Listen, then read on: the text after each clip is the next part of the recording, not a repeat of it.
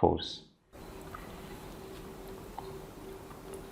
Next हम लोग देखने जा रहे हैं सुपरपोजिशन प्रिंसिपल। सपोज हमारे पास ये एक सिस्टम ऑफ चार्जेस है जिसमें ओरिजिन से डिफरेंट डिस्टेंसेस पे हमारे पास चार्जेस हैं like Q1, same way here Q2 and Q3, right. अब इन चार्जेस के लिए या इन चार्जेस का जो ओरिजिन से डिस्टेंस है वो डिस्टेंस हम यहाँ ड्रॉ करते हैं।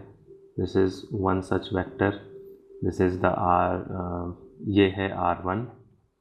Same way we have another vector from here, ये हमने इनकी पोजीशन वेक्टर्स लिए हैं। This is R2 and next this one is okay, so this is R3.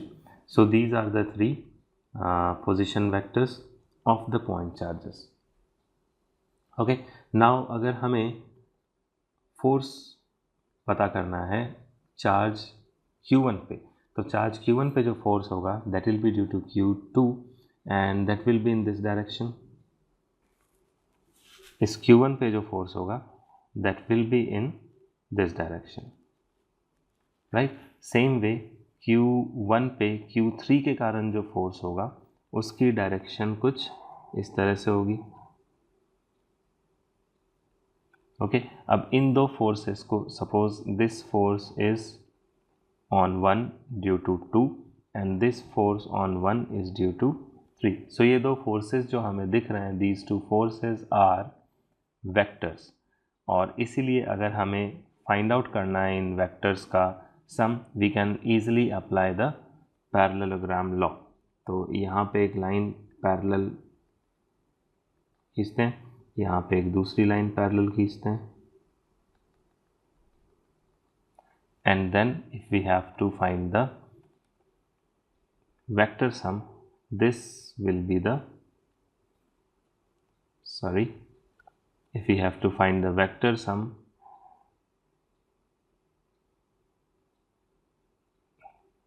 this is the vector sum F1, which is actually equals to F12 plus F13. So that's all about superposition principle. It states that the total force on a charged particle due to a system of charge is equals to vector sum of individual forces due to these individual charges. तो ये जो अलग अलग charges हैं इनके कारण जो इस चार्ज Q1 पे टोटल फोर्स इंडिविजुअल फोर्सेस लगेगा, उन फोर्सेस का वेक्टर सम करेंगे तो हमारे पास total force on that charge आ जाएगा, राइट। हम इसको अगर एनालिटिकल फॉर्म में लिखें, सो F12 in vector form is nothing but K Q1 Q2 divided by R। F12 की डायरेक्शन किधर होगी? ये F12 की डायरेक्शन R21 की डायरेक्शन में होगी, राइट, अगर दोनों चार्जेस सेम है तो। सो this is R21 cap and this is R21 का स्क्वायर, करेक्ट।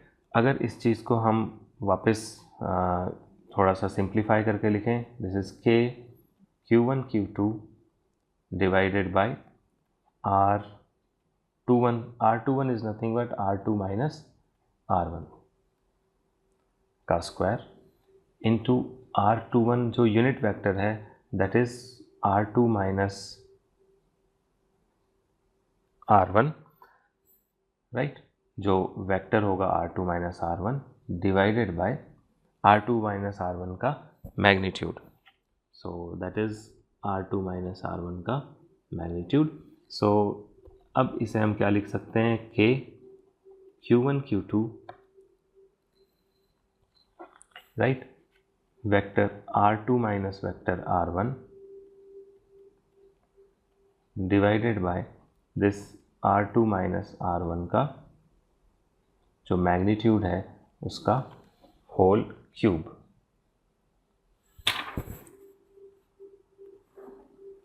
उसका whole cube. So this is force on 1 due to 2. Similarly, this force on 1 due to 3 will be K Q1 Q3 divided by R3 minus R1 whole cube into vector R3 minus vector R1. Similarly, if there are more, it will be like that. अब इन दोनों का जो सम होगा वो जो हमें करना है F1 that is equals to F1 plus F3, इसको हम लोग एक साथ कैसे लिखेंगे? सो दिस इज K ही कॉमन आएगा बस, and sorry K Q1 common आ सकता है, and after that we'll have R2 minus R1 divided by R2 minus R1 के मैग्नीट्यूड का cube plus R3 minus R1 divided by R3 minus R1 vector divided by R3 minus R1 के magnitude का cube and so on. अगर तीन से ज़्यादा charges होंगे we will have to keep on adding. तो इसी चीज़ को सिंप्लीफाई करके हम ये लिख सकते हैं कि F(1) will be equals to K Q1 sigma R I minus R1 divided by